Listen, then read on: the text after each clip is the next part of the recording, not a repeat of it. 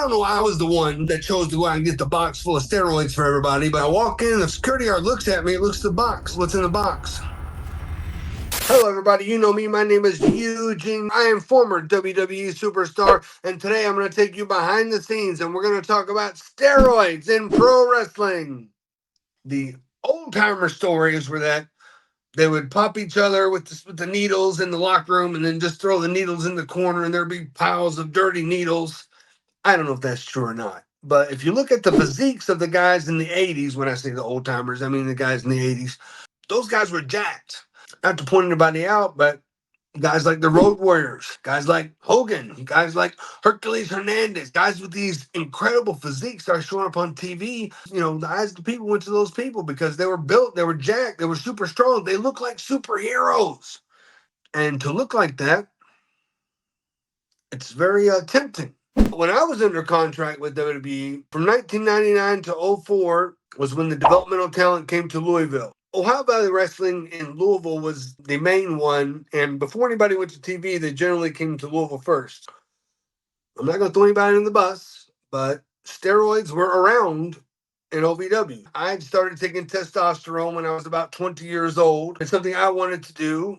Wrestling didn't push me into it, but I wanted to be more muscular. I've been working out locally in the Southern Indiana metropolitan area, and I've seen some of the big guys, some of the bodybuilders, and it's just something that I wanted to do, that I chose to do. I got some of mine from the people I knew outside of pro wrestling in the gym, but then when the WWE developmental guys came in, they had a lot of connections, and I'm not going to say that I didn't get some from people that were developmental contracts, but I'm not going to admit that I did, for whatever that's worth. There was a running joke when the contracted, basically the guys that were on TV would come down to Louisville to maybe rehab an injury and say, "What's the water in Louisville?" The Louisville water became the joke because everybody was in really good shape. The fact of the matter is that WWE was signing some of the best athletes, some of the best genetic freaks in the world. Some of those guys didn't need steroids at all because genetically they had what they needed. I try to put it this way.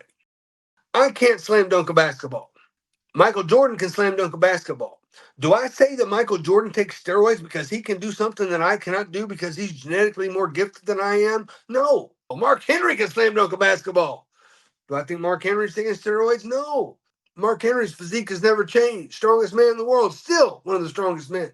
A lot of guys in WWE had the exact same physique and were genetically gifted. I feel like John Cena was one of them. Since the moment I met John Cena, his physique has moderately changed, meaning he's gained a little bit of muscle mass, which you would think that he would over the past 20 years. But some guys whose body go from not that great to really great to maybe they're not that great, you might say that those guys could have taken steroids. In the 5 years that I was in developmental, I was tested one time, and I tested positive for testosterone.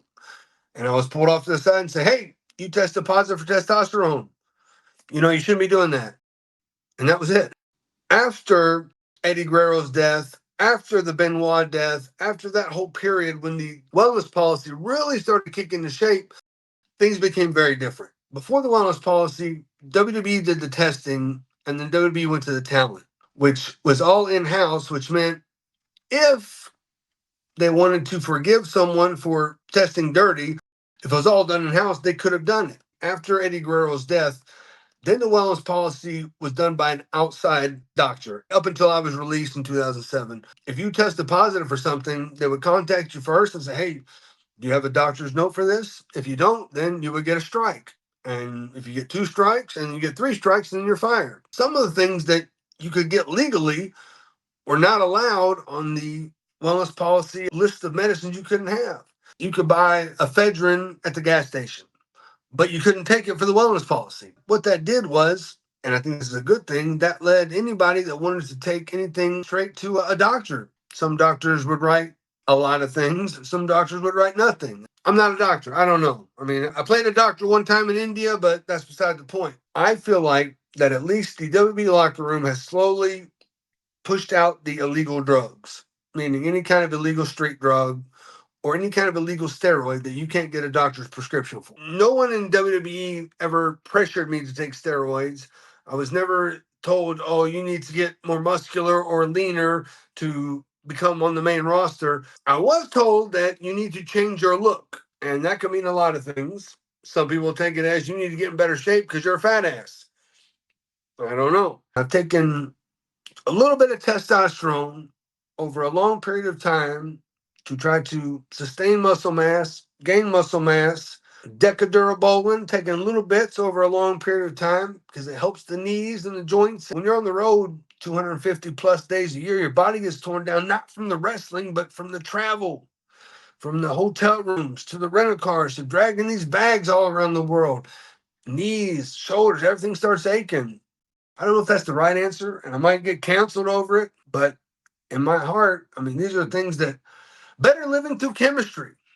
If a doctor can make me feel better, why should I not take his advice and make myself feel better? I'm not one to over abuse steroids to be a body guy. You know, Eugene was never a body guy, but I took enough testosterone to be at the top level of where I should have been naturally. Maybe a little bit. I'm going to tell a story that I thought about telling, and I thought maybe I shouldn't tell it. The Igloo in Pittsburgh, Pennsylvania. Monday Night Raw was at the Igloo, and there was someone that was dropping off a box of anabolic steroids for a number of wrestlers that were in the locker room. But for some reason, it was my dumbass that went out to the street to meet the guy to get the shoebox full of vials and pills and all this shit. And I've got to take it back in the building. I was fairly new on TV at the time, and I walk in, and the first person I see is a security guard. Now, this is post 9/11. I'm in street clothes, without a pass, without a ticket, trying to walk back in the building with a box.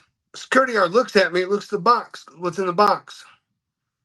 Fuck, I can't open it because there's a bunch of steroids in there. I can't say there's a bunch of steroids in there, so I go, it's a device that they need for the TV. It's really important for live TV. So the security guard goes, okay, hurry up, go on in, and just rushed me in.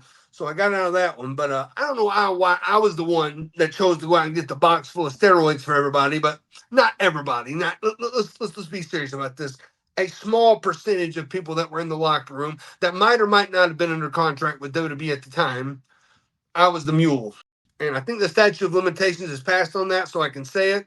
Was I ever encouraged to take steroids when I wrestled for WCW? If you remember, WCW guys were a little bit bigger. That's because the ring was smaller. But was I ever encouraged to take steroids at WCW? No, never, period. Final answer. But there was one time when somebody did mention taking steroids to me, and this was a WCW Saturday Night TV taping. Chris Jericho walks in the locker room and says something to the effect of, looks like we know what somebody spent their first check on, as he looked at me. I assumed Jericho was talking about me.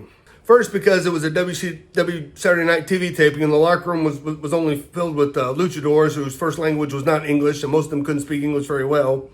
And the second reason was because he was right.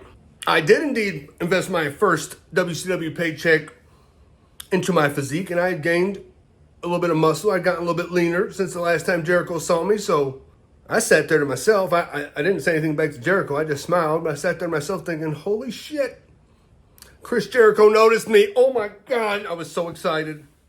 And then he spoke to me. It's a question that comes in often, and I wanted to address it right here on Eugene Behind the Scenes. I don't know what you guys want me to say. If you got more questions about it, put it in the comments. I'll discuss it further. We can do a part 2 if you got more in-depth questions. I'm not going to throw anybody under the bus. If you haven't seen my previous episodes detailing the evolution of the Eugene character, please feel free to check them out here.